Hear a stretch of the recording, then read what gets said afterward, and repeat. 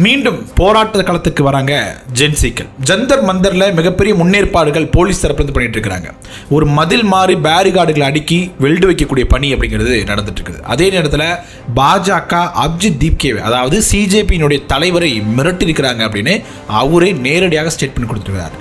என்ன பாஜக சேர்ந்துக்குங்க அப்படின்னு சொன்னாங்க. அப்படி இல்லை அப்படின்னா உனக்கும் நல்லதில்லை, உங்களோட குடும்பத்துக்கும் நல்லதில்லை அப்படிங்கிற ஒரு லைஃப் த்ரெட்டை கொடுத்தாங்க அப்படிங்கிற மாதிரி பேசுகிறாரு. நாங்கள் சிஜேபியும் சரி மாணவர் இயக்கங்களும் சரி விவசாயிகளோடு சேர்ந்து போராட தயாராக இருக்கிறோம், அதுதான் எங்களுடைய அடுத்த நோக்கம் அப்படிங்கிற மாதிரியான ஒரு அறிவிப்பை வெளியிடுறாரு. இது ஒன்றிய அரசை மிகப்பெரிய ஒரு அச்சத்துக்குள்ளாக்கியிருக்கு அப்படின்னு சொல்லலாம். குறிப்பாக சொல்லணும் அப்படின்னா அமித்ஷா அவர்களும் சரி மோடி அவர்களும் சரி பாராளுமன்ற பக்கமே வராமல் இருக்கிறாங்க. வந்தே மாதர மசோதா, நீட் மசோதா அப்படின்னு முக்கியமான மசோதாக்கள் நிறைவேற்றப்பட்டது கூட அவங்களால பாராளுமன்ற பக்கம் வர முடியல அப்படிங்கிற நிலைமையாக இருக்குது. அமித்ஷா பலது விலக வேண்டும், அதற்கு நிறைய ஆதாரங்கள் இருக்குது அப்படின்னு சொல்கிறாங்க. பெல்லட் குண்டுகள் தீவிரவாதிகள் மேலே பயன்படுத்தலாம், மாணவர்களை பயன்படுத்துறீங்க அப்படின்னு உச்சநீதிமன்றம் வரை கேள்வி கேட்க தொடங்கியிருக்கிறாங்க. இதே நேரத்தில் இந்த ஒரு விஷயத்தை வச்சுக்கிட்டு எதிர்க்கட்சிகள் என்ன மாதிரியான அரசியலை பண்ணுறாங்க அப்படிங்கிறதும், அபிஜித் தீப்கே விவசாயிகள் போராட்டம் நடந்துச்சு அப்படின்னா அது எந்த மாதிரியான தாக்கத்தை ஏற்படுத்தும் அப்படிங்கிறது தொடர்பாகவும், எதற்காக அமித்ஷா அவர்களும் சரி மோடி அவர்களும் சரி பாராளுமன்றம் ஸ்கிப் பண்ணுறாங்க அப்படிங்கிறது பற்றியும், அதே நேரத்தில் உச்சநீதிமன்றம் இது எப்படி கையாள போகுது அப்படிங்கிறது தொடர்பாக தான் இந்த வீடியோ முழுதும் பேச போகிறோம். வாங்க பார்க்கலாம். வணக்கம் மக்களே, நான் உங்கள் மது கோப்பா செய்யிலிருந்து.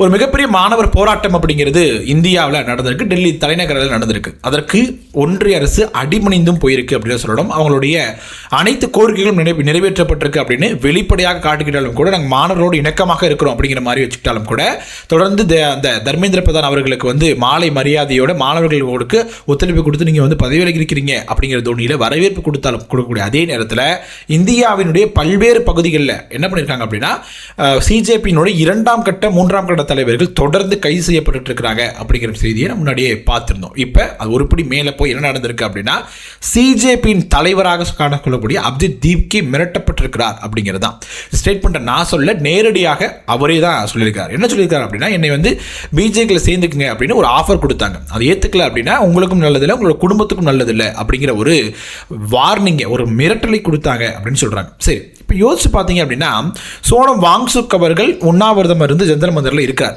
அது வரைக்கும் அவருடைய ஸ்டேட்மெண்ட்டுக்கும் அவருடைய பேச்சிருக்கும். அதற்கு பிறகு என்ன நடக்குது அப்படின்னா, அந்த ஹாஸ்பிட்டலில் போய் அனுமதிக்கப்படுறாரு. அதுக்கு பிறகு அங்கே போயிட்டு சில அமைச்சர்கள் அவரை மீட் பண்ணுறாங்க. மீட் பண்ணதுக்கு அப்புறம் ஒரு அறிக்கை வெளியிடுறார். அந்த அறிக்கையில் பார்த்தீங்க அப்படின்னா தர்மேந்திர பிரதான் அப்படிங்கிற வார்த்தை இல்லை. இது எப்போ நடந்துச்சு அப்படின்னா, இந்த தர்மேந்திர பிரதான் பதவி விலகிறதுக்கு முன்பாக நடந்தது அப்படின்னு நம்ம எடுத்துக்கலாம். அப்போ என்ன பண்ணுறாரு அப்படின்னா, தர்மேந்திர பிரதான் அப்படிங்கிற வார்த்தையே இல்லாமல் ஒரு அறிக்கை வெளியிட்டது அப்படின்னு நம்மளால் பார்க்க முடியுது. ஸோ அந்த இடத்துல சோனம் வாங்சுக் மிரட்டப்பட்டிருக்கிறார் அப்படின்னு சொல்கிறாங்க. அதாவது சோனம் வாங்சுக் அவர்களுக்கு எப்படியும் ஒரு 60 வயதுக்கு மேலே இருக்கும். 60 வயது இருக்கக்கூடிய ஒரு வயது முதிர்ந்த ஒரு நபராக இருக்கிறார். அவருக்கு சில அசட்ஸ் சொத்துக்களும் இருக்கிறது அப்படின்னும், சில கல்லூரிகளும் நடத்துகிறார் அப்படிங்கிற மாதிரியான சொல்லப்படுது. இதன் மூலமாக த்ரெட் கொடுக்கப்பட்டது அப்படின்னும், நீங்கள் மற்ற 2 கோரிக்கைகளை முன்னிலைப்படுத்துங்க, அதே நேரத்தில் தர்மேந்திர பிரதான் விலகல் அப்படிங்கிறத நீங்கள் முன்னிலைப்படுத்த வேணாம், மற்ற இடம் ஏற்றுக்கிறோம் அப்படிங்கிற மாதிரி ஒரு ஆஃபர் அவர் கொடுக்கப்பட்டது அப்படின்னும், அதுவும் தாண்டி ஒரு மிரட்டப்பட்டார் அப்படிங்கிற மாதிரியான குற்றச்சாட்டுகள் முன்வைக்கப்படுகிறது. அதனால தான் அவர் அதற்கு பிறகு அறிக்கைகளில் தர்மேந்திர பிரதான் அப்படிங்கிற வார்த்தையை பயன்படுத்தலை அப்படிங்கிறதும் சொல்லப்படுது. அதே நேரத்தில் இவர்களை மிரட்டு, அதாவது சோனம் வாங்சுக்கை மிரட்டது பாடியே சிஜேபியினுடைய தலைவரை மிரட்டி விடலாம் அப்படிங்கிற ஒரு எண்ணம் இருந்தது அப்படின்னும், ஆனால் அதற்கு அவங்க அடிபணியலை அப்படிங்கிறது சொல்லலாம். ஏன்னா இப்போ பாஜக என்ன பண்ணுவாங்க அப்படிங்கிற மாதிரி எதிர்க்கட்சிகள் குற்றம் சாட்டுறாங்க அப்படின்னா, முதல் விஷயமாக இடியை வச்சு பயன்படுத்துவாங்க. யார்கிட்ட இடி வச்சு பயன்படுத்த முடியும் அப்படின்னா, ஊழல் வழக்குகளோ இல்லை ஏதாவது ஒரு கேஸ் இருந்துச்சு அப்படின்னா அதை பயமுறுத்தி அவங்க என்ன பண்ணுவாங்க, தன் பக்கம் இழுப்பாங்க, இல்லை சைலண்ட் ஆக்கிடுவாங்க. ஒன்று. ரெண்டாவது என்ன பண்ணுவாங்க, அவங்கள்ட்ட பொருளாதார ரீதியாக கொண்டு இருந்தாங்க அப்படின்னா பொருளாதார உதவிகள் மூலமாக தன்வசம் இழுக்கிறது அப்படின்னு சொல்லுவாங்க. பதவிகள் மூலமாக தன்வசம் இழுக்கிறது அப்படிங்கிற வேலைகளை பார்ப்பாங்க. ஆனால் இங்கே பார்த்தீங்க அப்படின்னா எதை பயன்படுத்தியிருக்காங்க அப்படின்னா, பொருளாதாரம் மற்றும் பதவி கொடுக்குறோம் அப்படிங்கிற மாதிரி அபிஜித் தீப்கேவோட பேச்சுவார்த்தை நடத்தப்பட்டிருக்கு. ஏன்னா அவர் ஊழல் தொடர்பாக எந்த ஒரு பெரிய ஒரு பதவியில் இருக்கல, அதனால் ஊழல் தொடர்பான ஆஃபரை அவங்களுக்கு கொடுக்க முடியாது. அதனால் என்ன பண்ணுறாங்க, அபிஜித் தீப்கே இந்த ஆஃபரை முழுவதுமாக நிராகரிச்சிருக்கிறார். அதற்கு பிறகு அவருக்கு ஒரு த்ரெட் வந்தது அப்படின்னு சொல்லப்படுது. அதற்கு பிறகு சிஜேபி என்ன முடிவெடுக்கிறாங்க அப்படின்னா, இப்போ விவசாயிகள் மிகப்பெரிய போராட்டத்தை முன்னெடுக்க தொடங்கியிருக்காங்க. எதற்கு அப்படின்னா, இந்த அமெரிக்காவுடனான உடன்படிக்கை ரத்து செய்யணும் அப்படின்னும். என்ன உடன்படிக்கை அப்படின்னா, அமெரிக்க பொருட்களுக்கு இந்தியா சந்தையாக இருக்கும் அப்படின்னும், அமெரிக்காவினுடைய கார்ப்பரேட் நிறுவனங்கள் விவசாயம் கார்ப்பரேட்டாக மாற்றப்பட்டிருக்கு இல்லையா, அங்கே உற்பத்தி செய்ய பொருட்களுக்கு சந்தை மதிப்பு இங்கே இந்தியாவிலிருந்து கொடுக்கணும் அப்படிங்கிற மாதிரி சொல்லியிருக்கிறாங்க. அப்படி ஒருவேளை கொடுக்கப்பட்டுச்சு அப்படின்னா அதோட ரேட் ரொம்ப ரொம்ப ரொம்ப கம்மியாக இருக்கும் அப்படின்னும், இங்கே கொடுக்கக்கூடிய, அதாவது இங்கேயே உற்பத்தி செஞ்சு கொடுக்கக்கூடிய ரேட்டை விட அது கம்மியாக இருக்கும் அப்படிங்கிறனால மக்கள் அதை தான் ப்ரிஃபர் கம்பேர் பண்ணுவாங்க. அப்படி பண்ணாங்க அப்படின்னா நம்மளுடைய விவசாயம், நம்மளுடைய அந்த பாரம்பரியம் அப்படிங்கிறது மொத்தமாகவே அழிஞ்சிடும் அப்படிங்கிறது தான் விவசாயிகளுடைய கோரிக்கையாக இருக்குது. அதை முன்னிலைப்படுத்தி தான் அந்த ஜந்தர் மந்தரில் 20ஆம் தேதி போராட்டம் நடக்குது. 21ஆம் தேதி ஹரியானா, பஞ்சாபோடைய எல்லைகளில் வந்து விவசாயிகள் கூடி இந்த போராட்டத்தை முன்னெடுத்தாங்க அப்படின்னு நம்ம பார்த்தோம். ஸோ அதை வந்து அடுத்த கட்டத்தை கொண்டு போன முயற்சிகளில் விவசாயிகள் இருக்கிறாங்க. அது நாங்கள் அவங்களோடு சேர்ந்து பயணிக்க தயாராக இருக்கிறோம் அப்படிங்கிற ஒரு ஸ்டேட்மெண்ட்டை கொடுத்துருக்காங்க. அதையும் தாண்டி 2ஆம் கட்ட தலைவர்கள் வந்து என்ன பண்ணியிருக்காங்க அப்படின்னா கைது செய்யப்பட்டிருக்கிறாங்க அப்படிங்கிறது மிக முக்கியமான கண்டனங்கள் தெரிவிச்சிருக்கிறாங்க.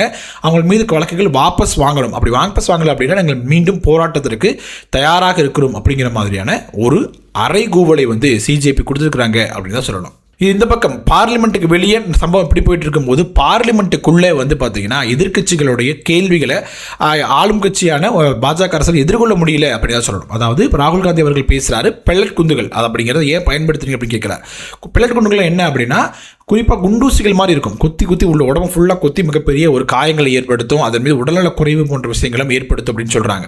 அப்படி இருக்கும் பொழுது நீங்கள் வந்து அதே மாணவர்கள் மீது போராட்டம் நடத்தணும். அவங்க யாருமே படிச்சுட்டு இருக்க மாணவர்கள், படித்த மாணவர்களாக இருக்கிறாங்க, ஏதோ நியாயம் கேட்டு போராட்டம் பண்ணுறாங்க, அமைதியான வழியில் போராட்டம் பண்ணுறாங்க, அதை வன்முறை தூண்டும் விதமாக எதற்காக பெல்லட் குண்டுகள் பயன்படுத்தப்பட்டது அப்படின்னு கேள்வி வந்து கேட்குறாங்க. அப்போ அதுக்கு பதில் சொல்ல வேண்டிய பொறுப்பு யார் அப்படின்னா உள்துறை அமைச்சராக, அதாவது இந்த காவல்துறை கட்டுப்பாட்டில் வச்சிருக்கக்கூடிய அமித்ஷா அவர்கள் தான். ஆனால் பதில் சொன்னது யார் அப்படின்னா ஜேபி நட்டா அவர்கள். அவர் என்ன சொல்கிறார் அப்படின்னா, நாங்கள் வந்து இந்திரா காந்தி அவர்கள் காலத்தில், அதாவது அவங்க ராகுல் காந்திகிட்ட சொல்கிறாரு, உங்களுடைய பாட்டி காலத்தில் வந்து பார்த்தீங்கன்னா இதை விட அதிகமான கொடுமைகள்லாம் சந்திச்சிருக்கிறோம், நாங்கள் மாணவர்களாக இருந்தோம், எங்களை வந்து என்ன பண்ணாங்க கைது பண்ணிட்டு போனாங்க, அப்படின்னா மாதவர்கள் போராடினாங்க அப்படின்னா கைது பண்ணுவாங்க, அதில் கடந்தாங்க போகணும், அதெல்லாம் பெரிய பிரச்சனை பேசக்கூடாது அப்படின்னு சொல்கிறார். அப்போ கைது பண்ணாங்க அப்படிங்கிறதுக்காக இப்போ கைது பண்ணுவோம் அப்படிங்கிறதும், நீங்கள் போராட்டம் பண்ணால் நான் கைது பண்ணுவோம் அப்படிங்கிறத நார்மலைஸ் ஆக்கிறது அப்படிங்கிறது எப்படி சரியாக இருக்கும்? மாணவர்கள் ஒரு கேள்வி கேட்குறாங்க அப்படின்னாலே நீங்கள் கைது பண்ணுவோம், சிறையில் அடைப்போம், வழக்குகள் போடுவோம், மிரட்டல் எடுப்போம் அப்படின்னு ஒரு அச்சுறுத்தல் ஏற்படுத்தும் பொழுது இதற்கு பிறகு மாணவர்கள் வெளியில் வரக்கூடாதா அப்படிங்கிற நமக்கு முக்கியமான கேள்வி இருக்குது. இப்போ நம்ம யோசிச்சு பார்த்தோம் அப்படின்னா 2011 அண்ணா ஹசாரே வந்து ஒரு உண்ணாவிரதம் நடக்கிறார். அது மிகப்பெரிய ஒரு அரசியல் தாக்கத்தை ஏற்படுத்துது. அதன் மூலமாக ஆம் ஆத்மி பார்ட்டி, பாஜக பார்ட்டி போன்றவை பயன்படுறாங்க. ஆனால் அதற்கு பிறகு இப்போ 2015 ஆண்டுகள் ஆகிட்டு, அதுக்கப்புறம் பார்த்தீங்கன்னா அது போன்ற உண்ணாவிரதம் பரப்பில் இருந்தாலும் கூட அது மக்கள் மத்தியில் ஈடுபடலை, மக்கள் யாரும் அதை நம்பலை. அவங்க மக்கள் நம்புவதற்கு, அதாவது இந்த நடந்த ஜந்தர் மந்தர் போராட்டத்தை மக்கள் நம்பியிருக்கிறாங்க, அதனால தான் மிகப்பெரிய ஒரு வெற்றி பெற்றிருக்குது. ஆனால் மக்கள் நம்புறதுக்கு 15 ஆண்டுகள் ஆகியிருக்குது. அப்போது இந்த மக்கள் நம்பிக்கை பெற்ற ஒரு இயக்கமாக சிஜேபி இருக்குது, மாணவர்கள் இருக்கிறாங்க. அப்படி இருக்கும் பொழுது அது எப்படியாவது உடைக்கணும் அப்படிங்கிற ஒரு முயற்சி தான் பாஜக ஈடுபட்டு இருக்காங்க அப்படிங்கிறது பல்வேறு தரப்பிலிருந்து வைக்கக்கூடிய குற்றச்சாட்டாக இருக்குது. சரி, மக்கள் இந்த சிஜேபியினர் மீதும் மாணவர்கள் மீது வைக்கப்பட்ட நம்பிக்கையை வந்து வச்சிருக்கிறாங்க இல்லையா, அது ஒரு வகையில் பாஜக எதிர்ப்பு அப்படிங்கிற முறையில் சாதகம் அப்படின்னு பார்த்தாலும் கூட எதிர்க்கட்சிகள் இதை வந்து நமக்கு ஒரு த்ரெட்டாக ஒரு அச்சுறுத்தக்கூடிய விஷயமாகத்தான் பார்க்குறாங்க. ஏன் அப்படின்னா பாஜக எதிர்ப்பு அப்படிங்கிற நிலையில் இப்போ இருக்கக்கூடிய இந்திய தேசிய காங்கிரஸ் கட்சி இருக்கும் வரைக்கும் தான் அதற்கு செல்வாக்கு இருக்கும். அவங்களோட பிடியை விளக்க என்ன பண்ணும், அடுத்த இடத்துல இருக்கக்கூடிய கட்சிகள் அதை பிடிச்சுக்கணும் அப்படிங்கிற முயற்சியில் ஈடுபட்டு இருப்பாங்க. அதனால தான் ராகுல் காந்தி அவர்கள் வந்து தன்னிலை முன்னிலைப்படுத்தி பல்வேறு விஷயங்களை செஞ்சுட்டு இருக்கிறாரு அப்படிங்கிற மாதிரியான கேள்விகளையும் முன் வச்சுட்டு இருக்கிறாங்க.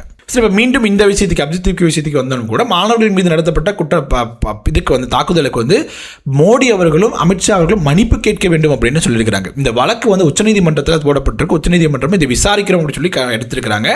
மாணவர்கள் மீது தாக்குதல் நடத்தப்பட்டது ரொம்ப தவறு அப்படின்னு, அமைதியான வழியில் போராட்டம் பண்ணுறவங்க எதுக்கு தாக்குதல் நடத்தீங்க அப்படின்னு கேள்வியும் கேட்டுட்டு இருக்காங்க. அப்படிங்கும் பொழுது இதுக்கு வழக்கு வந்து அடுத்தடுத்த கட்டத்தை நோக்கி போகும்பொழுது அந்த எங்கே வந்து நிற்கும் அப்படின்னா ஒவ்வொருத்தராக யார் தடியடி நடத்துகிறாங்க அப்படிங்கிற ஆரம்பித்து யார் அதற்கான பர்மிஷன் கொடுக்கப்பட்டது அப்படிங்கிற நூல் பிடிச்சி போகும்போது நூல் கடைசி எங்கே போய் நிற்கும் அப்படின்னா அமித்ஷா அவர்கள் டேபிளில் தான் போய் நிற்கும். ஏன்னா அமித்ஷா அவர்கள் தான் உள்துறை அமைச்சராக இருக்கிறார். டெல்லி என்பது ஒரு யூனியன் பிரதேசமாக இருக்குது. அங்கே இருக்கக்கூடிய மொத்த கட்டுப்பாடும் யாரோட இருக்கும் அப்படின்னா அமித்ஷா அவர்கள் அமைச்சராக இருக்கிறார், அவரோட கட்டுப்பாட்டில் தான் இருக்கும். ஸோ பதில் சொல்ல வேண்டிய பொறுப்பு அப்படிங்கிறது அமித்ஷா அவர்களுக்கு தான் இருக்குது. ஸோ இந்த நான் பாராளுமன்றத்தில் ஒரு விஷயத்தை பேசி உச்சநீதிமன்றத்தில் வேற ஒரு விஷயத்தை பேசணும் அப்படின்னா அதற்கு நமக்கு பாதகமாக அமையும் அப்படிங்கிறதுனால தான் பார்லிமெண்ட்டை ஸ்கிப் பண்ணுறாங்க அமித்ஷா அவர்களும் மோடி அவர்களும் அப்படிங்கிற மாதிரியான குற்றச்சாட்டை தொடர்ந்து வச்சுட்டு இருக்கிறாங்க. இப்போ பேசக்கூடிய விஷயங்கள் எல்லாமே ரொம்ப ரொம்ப முக்கியமான விஷயங்களாக பேசுகிறாங்க. மாணவர்கள் போராட்டமாக இருக்கட்டும், நீட் தொடர்பான மசோதாவாக இருக்கட்டும், வந்தே மாதர மசோதாவாக இருக்கட்டும், இப்படி நிறைய முக்கியமான விஷயங்கள் பேசிகிட்டு இருக்கும் பொழுது கூட எதற்காக ஸ்கிப் பண்ணணும் அப்படிங்கிற மிக முக்கியமான கேள்விக்கு பதிலாக இதுதான் இருக்கும் அப்படின்னு எதிர்க்கட்சிகள் குற்றம் சாட்டுறாங்க. ஸோ அரசியல் நான் களமிறங்க போகிறதில்லை அப்படின்னு சிஜேபி அறிவித்தாலும் கூட பாஜக செய்யப்படும் இது போன்ற வேலைகளை அவர்களை புஷ் பண்ணுற மாதிரி, அதாவது பொலிட்டிக்ஸ்க்குள்ள அவங்களை புஷ் பண்ணுற மாதிரியான இருக்குது அப்படிங்கிற மாதிரி அரசியல் விமர்சகர்கள் சொல்லிட்டு இருக்கிறாங்க. அவங்க போராட்டம் பண்ணிட்டாங்க, கோரிக்கையில் ஏற்றுக்கொள்ளப்பட்டது, அவங்க பல்வேறு இடங்களில் அவங்க வேலையை பார்க்க கிளம்பிட்டாங்க. ஆனால் தொடர்ந்து அவங்க மீது வழக்குகள் போடுவது, அவங்க மீது எதிராக வதந்திகள் போடுவது, டெய்லியும் ஒரு காணொலிகள் பொய்கள் பேசி வெளியிடுவது போன்ற வேலைகளை பாஜக தொடர்ந்து பண்ணிட்டு இருக்கிறது அப்படிங்கிறது அவங்க புஷ் பண்ணக்கூடிய வேலையாக, பொலிட்டிக்கலை நோக்கி அரசியல் கட்சியாக உருவாக்குவதை நோக்கி புஷ் பண்ணக்கூடிய வேலையாக இருக்குது அப்படிங்கிற குற்றச்சாட்டு முன்வைக்கப்படுகிறது. சரி, இது என்ன நடக்குது அப்படிங்கிறது அடுத்தது வரக்கூடிய வீடியோக்குள்ள பேசலாம். இப்போ நடக்கூடிய இந்த விஷயம் அப்படிங்கிறது, ஒருவேளை சிஜேபியும் மாணவர் இயக்கம் விவசாயிகளோடு சேர்ந்து போராட்டம் நடத்துனாங்க அப்படின்னா இந்திய அரசியலை என்ன மாதிரி மிகப்பெரிய தாக்கத்தை ஏற்படுத்த முடியும்னு நினைக்கிறீங்க அப்படிங்கிறத கமெண்ட் செக்ஷனில் சொல்லுங்கள். வீடியோ பிடிச்சிருந்துச்சு அப்படின்னா லைக் பண்ணுங்கள், ஷேர் பண்ணுங்கள். கோபாஸ் யூடியூப் சேனலை சப்ஸ்கிரைப் பண்ணிக்கோங்க. தொடர்ந்து பேசுவோம். நன்றி.